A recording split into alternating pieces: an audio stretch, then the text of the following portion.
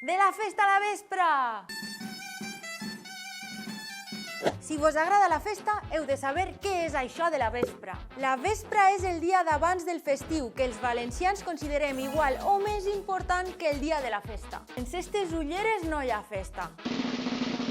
Festa!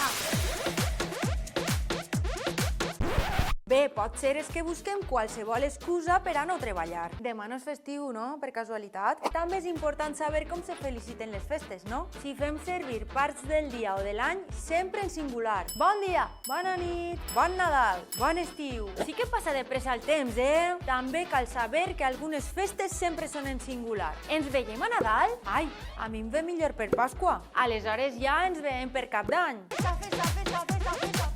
Atenció, perquè altres festius són sempre en plural. Ens disfressem per Tots Sants o per Carnestoltes? Per Carnestoltes. Fins a la pròxima llengüeta. Llengüetes, llengüetes, llengüetes, llengüetes, llengüetes.